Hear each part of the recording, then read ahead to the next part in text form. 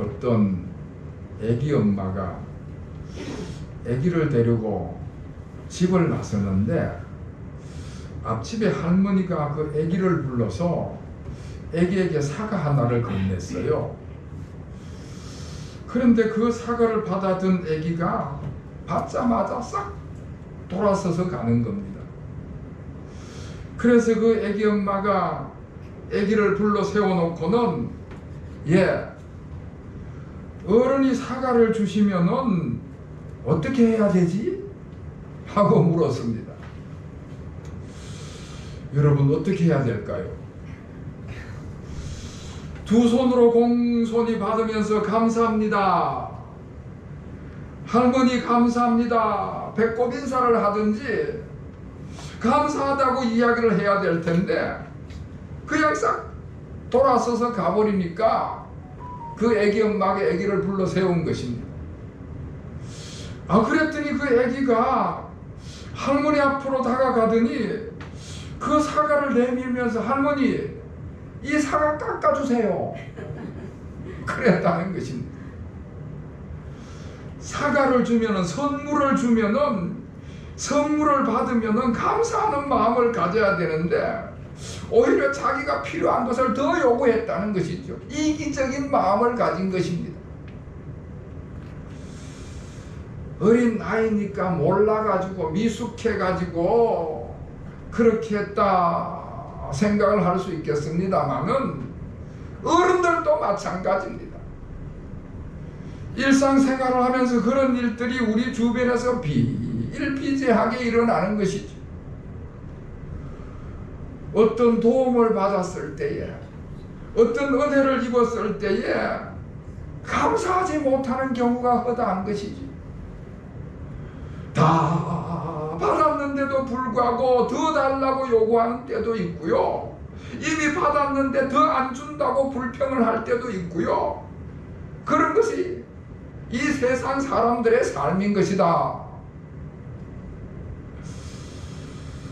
여러분 오늘 성경 말씀은 우리 그리스도인의 가장 중요한 성품은 감사하는 것이다 말씀을 하고 있습니다. 다시 말해서 하나님의 백성으로서 어떻게 감사하는 삶을 살아야 하느냐 하는 것을 오늘 성경은 우리에게 말씀을 해주고 있습니다. 먼저 12절 말씀을 보면은 너희는 하나님이 택하사 거룩하고 사랑받는 자라 말씀을 하고 있습니다. 우리 그리스도인들은 하나님의 택한 백성이고 거룩한 백성이고 하나님의 사랑을 받은 사람이다. 그렇게 정의를 하고 있습니다. 여러분 세상의 수많은 사람들 중에서 하나님께서 저와 여러분을 택하셔서 저와 여러분을 불러서 하나님의 자녀 삼아 주신 줄로 믿으시기를 바랍니다. 모두가 다 죄인이지요. 우리도 똑같은 죄인입니다. 그런데 그 가운데 우리를 뽑아가지고 택하셨습니다. 특별히 무슨 자격이 있어서도 아니고 무슨 공로가 있어서도 아니고 전적인 하나님의 은혜로 우리가 택함을 받았습니다. 하나님이 한없는 은혜를 베풀어 주셔서 그 많은 죄인들 가운데서 우리를 불러서 하나님의 자녀로 택하셨습니다. 그리고 우리를 거룩하게 하셨다 말씀을 하고 있습니다. 거룩하다는 것은 구별됐다는 의미를 가지고 있습니다. 예수 그리스도의 십자가의 피로 우리 죄를 다 씻으셔서 우리를 거룩하게 하셔가지고 죄로 말미암아 영원한 형벌을 받은 세상 사람들하고 구별하셨다 하는 것이 거룩하다는 그 내용 속에 들어있는 것입니다. 그리고 그 택함 받은 사람들을 하나님께서 사랑하셨습니다.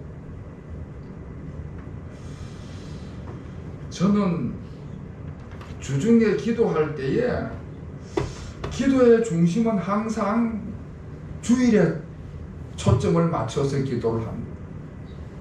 하나님, 오늘 또 주일을 향하여 달려갑니다.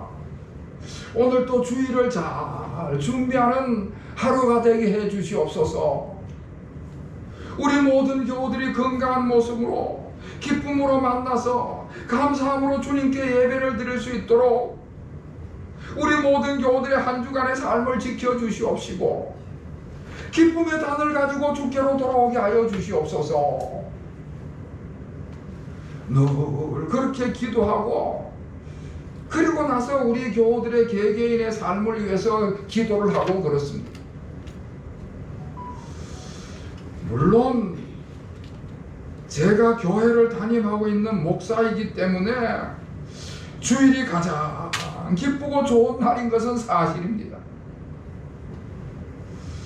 그래서 저는 늘 주일이 기다려지고요.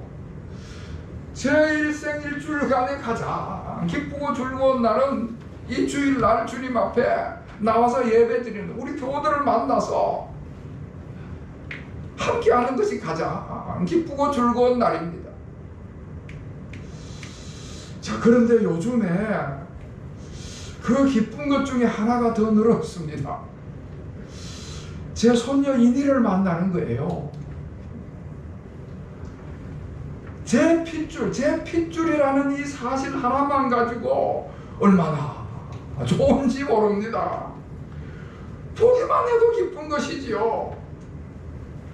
보기만 해도 마음이 기쁘고 보기만 해도 그저 미소가 지어지고 그저 마냥 사랑스러운 것입니다. 여러분, 오늘 12절 말씀이 그와 같은 말씀입니다. 너희는 하나님이 택하사 거룩하고 사랑받는 자라. 하나님께서 많은 사람들 가운데서 저와 여러분을 택하시고 저와 여러분을 하나님의 자녀로 삼으시고 거룩한 백성으로 삼으셨기 때문에 그 거룩한 백성들을 볼 때마다 하나님께서 사랑스럽다, 그 말씀을 하시는 것입니다.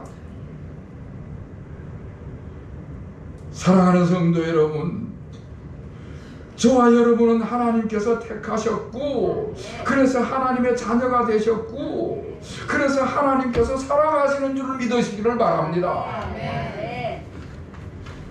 자, 그렇다면은 하나님의 택함을 받아서 하나님의 거룩한 백성이 되었는데, 그렇다면 하나님의 택함을 받아서 거룩하고 사랑을 받는 자로서 어떻게 삶을 살아야 되느냐 하는 것입니다. 오늘 12절 말씀 이하의 말씀을 쭉 보면은 우리 그리스도인들이 가져야 될 성품에 대해서, 우리 그리스도인이 가져야 될 덕목에 대해서 쭉 말씀을 합니다. 긍휼과 자비와 온유와 오래 참음과 용서와 사랑의 성품 위와 같은 덕목들을 쭉 말씀해 주고 있습니다. 그리고 평강이 마음을 지배해서 그 삶을 평화롭게 만들어야 한다 하는 말씀을 해주고 있습니다. 그렇게 우리 그리스도인들이 가져야 될 여러 가지 덕목을 쭉 말씀하고 나서 제일 마지막에 15절 끝에 가서 너희는 또한 감사하는 자가 되라, 그렇게 명령을 하고 있습니다. 여러 가지 그리스도인이 가져야 될 성품을 쭉 말씀한 다음에 맨 마지막으로 너희는 감사하는 자가 되라. 여러분, 하나님의 백성이 진짜 하나님의 백성인지 아닌지를 무엇으로 가늠할 수가 있겠는가 해볼 때에 오늘 성경 말씀은 감사하는 것을 보면 알 수 있다 하는 것이 오늘 성경이 우리에게 말씀해 주고 있는 것입니다. 여러 가지 훌륭한 성품들이 있고 좋은 덕목들이 있는데 그 가운데 제일 마지막으로 감사의 성품을 더하게 될 때에 그 사람이 하나님의 백성이 되는 것이고, 그 사람이 성숙한 그리스도인으로서 세상 모든 사람들에게 표식이 된다 하는 그런 말씀입니다. 우리가 아무 자격이 없는 사람 죄인인데 하나님께서 우리를 택하셔서 하나님의 백성을 삼으셨습니다. 말할 수 없는 큰 은혜를 받은 것이지요. 이렇게 은혜를 받은 사람이 무엇으로 하나님 앞에 응답을 해야 되는가 했을 때에 감사로 응답을 하면 된다. 그래서 우리가 늘 감사의 성품을 가지도록 힘써야 되는 것입니다. 16절 말씀에는 시와 찬송과 신령한 노래를 부르며 감사하는 마음으로 하나님을 찬양하라 말씀을 하고 있습니다. 여러분, 우리 그리스도인을 여러 가지로 정의를 할 수가 있겠습니다만은 오늘 그 16절 말씀에 의하면은 우리 그리스도인들은요, 하나님 앞에 찬양하며 예배드리도록 그 목적을 가지고 하나님이 부르셨다 하는 것입니다. 하나님께서 우리를 택하시고 부르셨는데 그 택하시고 부르신 목적이 뭐냐? 하나님 앞에 찬양하며 예배드리라고 우리를 택하시고 부르셨다는 것입니다. 심지어 우리가 이제 이 세상을 떠나서 저 하나님의 나라에 이르게 되면은 그 하나님 나라에서도 하나님의 보좌 앞에서 찬양하며 영광을 돌리고 예배드리는 일을 하게 될 것이다. 요한계시록에 보면은 우리 구원받은 성도들은 그리스도인으로서 항상 해야 될 사역이 하나님 앞에 찬양하며 예배드리는 것이라고 말씀을 하고 있습니다. 자, 그런데 그 찬양을 할 때에 감사하는 마음으로 하나님을 찬양해야 된다. 할렐루야. 감사하는 마음이 그렇게 중요하다는 것입니다. 감사하는 마음이 없이 찬양하는 것은 아무 의미가 없다는 것이지요. 만약에 감사하는 마음이 없이 그저 곡조음을 가지고 찬양을 하면 그거는 노래나 마찬가지라는 것입니다. 내가 매일 기쁘게 하는 찬양집이 있습니다. 간증집이 있습니다. 간증. 벤 패터슨이라는 미국의 그 어떤 신앙 좋으신 분이 자신의 간증집을 냈는데, 그분의 그 간증에 의하면은 예수 그리스도를 믿음으로 구원받고 죄를 회개함으로 회심을 하게 되는데, 그러니까 거듭남의 회심, 다시 태어남의 회심, 중생의 회심은 가장 중요하지만은 그것만 가지고는 안 된다, 그런 이야기를 합니다. 그분에 의하면은 거듭남의 중생의 회심이 있어야 되지만은 기쁨의 회심도 있어야 되고 감사의 회심도 있어야 된다. 자신은 아주 어린 시절에 예수 그리스도를 영접하고 구원의 확신을 얻고 그래서 열심히 신앙생활을 했다는 것입니다. 어린 시절부터 그렇게 열심히 신앙생활을 했는데 정작 기쁨의 회심은, 감사의 회심은 신살이 되어서야 경험을 하게 됐다는 것입니다. 무슨 소리인가 하면은 예수 믿고 구원받은 다음에 여러 가지로 교회에서 사역을 하고 열심히 봉사를 하는데, 그렇게 사역을 하고 봉사를 하면서도 기쁨으로 사역을 하지 못하고 감사함으로 사역을 하지 못하고 그저 성도의 의무로서 그런 마음으로 사역을 했다는 것입니다. 심지어 어떨 때는 억지로 하기도 하고 하기 싫은데 이를 악물고 그렇게 봉사하는 때도 있었다. 그런 이야기를 합니다. 그런데 어느 날 기도를 하던 중에 하나님께서 아주 선명하게 자신에게 말씀을 하시더라는 거예요. 네가 기쁘게 봉사할 수 없다면은 그걸 봉사라고 부르지 마라. 네가 감사하지 않고 봉사하는 것은 그건 진정한 봉사가 아니다. 그 음성을 듣고는 그 자리에서 꼬꾸라졌다는 것입니다. 내가 감사가 없이 기쁨이 없이 봉사를 하는 것은 무익한 일이었구나.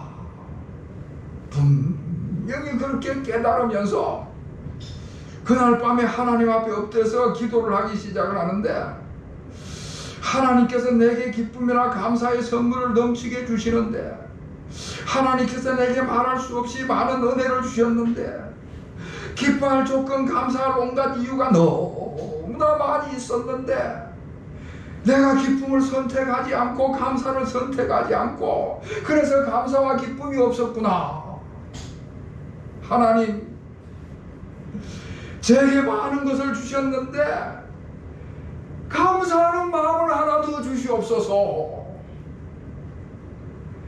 감사하는 마음을 하나 더 달라고 그렇게 간절히 하나님 앞에 기도를 했다는 것입니다. 그날 이후로 모든 게 감사가 되더라는 거예요. 자신의 심장의 심장의 고동 소리조차도 찬양이 되더라. 그런 간증을 합니다. 하나님 앞에 감사하는 마음만 있다면은 모든 것이 다 하나님께 드려지는 찬양이 되더라고 고백을 하는 것입니다. 자, 그런데 여러분, 사실 그분이 그런 간증을 하셨습니다마는 그와 같은 간증을 사도 바울은 이미 오늘 17절 말씀에서 우리에게 해주고 있습니다. 우리 그리스도인들은 일상적인 생활의 모든 것에 감사가 있어야 된다. 17절은 그 말씀을 해주고 있습니다. 여러분, 17절 말씀을 우리 다 같이 읽겠습니다. 17절 시작. 또 무엇을 하든지 말이나 이래나 다 주 예수의 이름으로 하고 그를 힘입어 하나님 아버지께 감사하라. 아멘. 무슨 말을 하든지 어떤 일을 하더라도 모든 행동은 주 예수의 이름으로 하고 하나님 아버지께 감사하라. 여러분, 예수의 이름으로 말을 하라 했는데 무슨 뜻이겠습니까? 우리 그리스도인은 예수님을 믿는 사람이기 때문에 우리가 말을 하고 행동하는 그 모든 것들 속에서 우리 예수님이 드러난다는 것이지요. 우리 그리스도인들이 정직하고 진실한 말을 하고 다른 사람을 격려하고 칭찬하는 그런 위로의 말을 하게 될 때에 다른 사람들이 우리의 말을 듣고 우리가 하는 그 행동을 보고 우리가 믿는 예수님을 찬양하게 되는 것입니다. 이야, 저분이 예수를 드러내는구나. 저분이 믿는 예수님은 참 훌륭한 분이시구나. 그렇게 생각을 한다는 것이지요. 우리가 그리스도인인데 다른 사람을 험담을 한다든지 욕을 한다든지 상처를 주는 말을 하게 될 때에 예수님이 드러나는 것이 아니라 오히려 예수님을 욕보이게 된다는 것이지. 우리가 여러 가지 행동을 하고 일을 할 때에 예수의 이름으로 행동을 하고 일을 한다면은 정직하게 성실하게 일을 하게 될 것이고, 더 부지런하게 일을 하지 않겠습니까? 그러면 자연히 예수님의 영광이 드러나게 될 것이고, 예수님께서 우리가 하시는 우리가 하는 그 모든 일을 통해서 영광을 받으시게 되시고 예수님의 이름이 드러나게 되는 것이지. 자, 그리고 우리가 예수의 이름으로 말하고 그것으로 끝나는 것이 아니라 한 걸음 더 나아가서 예수를 힘입어 하나님 아버지 앞에 감사해야 된다 말씀을 하고 있습니다. 말하는 것과 일하는 것과 그것으로만 끝나는 것이 아니라 감사를 하게 될 때에 우리가 하나님의 백성이라는 것을 예수 믿는 사람들에게 다 드러내게 된다는 것입니다. 로마서 1장에 보면은 사도 바울이 이방인들이 하나님께 감사하지 않는다 그런 말씀을 하고 있습니다. 왜 거기다 그런 말씀을 했는가 하면은 예수 믿는 사람과 예수 믿지 않는 이방인에게는 분명한 차이가 있다는 이야기를 하려고 하는 것입니다. 하나님의 백성은 감사하는 삶이 있고 하나님을 믿지 않는 이방인에게는 그런 감사할 줄 모르는 그런 삶이 있다는 이야기를 하는 것입니다. 여러분, 세상에는 수많은 나라들이 있는데 선진국이 있고 후진국이 있습니다. 선진국과 후진국을 뭘로 구분을 할 수 있느냐? 물론 소득 수준의 차이가 있겠지요. 그런데 선진국을 보면요, 연약한 사람을 배려하고 다른 사람을 배려하는 문화가 아주 잘 정착이 되어 있습니다. 장애인 시설이 얼마나 잘 갖추어져 있느냐, 장애인이 얼마나 불편함 없이 생활할 수 있느냐, 그런 차이가 확연히 드러나게 되는 것입니다. 후진국은 그렇지 못하거든요. 그래서 선진국에는 배려하는 문화, 감사할 줄 아는 문화가 형성되어 있는 그런 나라가 선진국인 것입니다. 서양격언에 제일 가르치기 어려운 수학 문제는 받은 축복을 세어보는 것이다, 그런 격언이 있습니다. 엄청난 은혜를 받았는데, 엄청난 축복을 경험했는데 그게 계산이 안 된다는 것입니다. 축복을 계산하는 수학 문제는 누구도 잘 계산을 할 줄 모른다는 것입니다. 그래서 받은 축복을 세워볼 생각을 안 한다는 것이지요. 사랑하는 성도 여러분, 우리가 하나님께로부터 말할 수 없는 큰 은혜를 받고 우리가 놀라운 축복을 받았습니다. 우리 그리스도인들은 하나님께 택함받고 하나님의 거룩한 백성이 되고 사랑받는 자녀가 된 사람들입니다. 그런 하나님의 백성이 되었기 때문에 그래서 우리가 해야 될 도리가 있는데, 그 중에 가장 중요한 것이 우리가 감사하는 삶을 살아가는 것입니다. 여러 가지 그리스도인의 성품 가운데에 감사의 성품을 더해지면은 우리가 온전한 그리스도인의 성품을 갖게 되는 것이지요. 사랑하는 성도 여러분, 하나님께서 저와 여러분 가운데에 하나님의 은혜와 축복을 주셨습니다.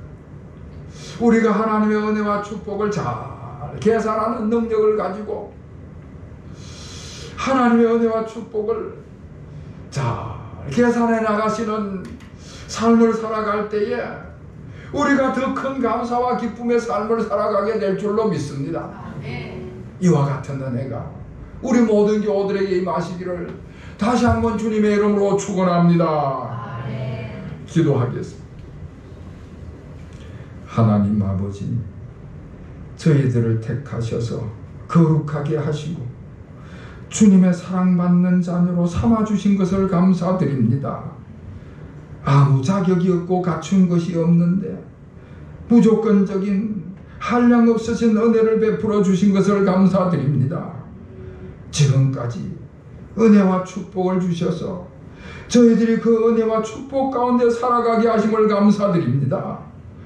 이제는 저희들이 하나님의 백성으로서 감사하는 자들이 다 되게 하여 주시옵소서. 말을 할 때나 일을 할 때나 모든 삶 속에 감사의 마음을 전하게 하여 주시옵소서. 그리하여서 저희들의 모든 삶 속에 감사가 넘치는 삶이 되게 하여 주시옵소서. 예수 그리스도의 이름으로 간절히 기도하옵나이다. 아멘.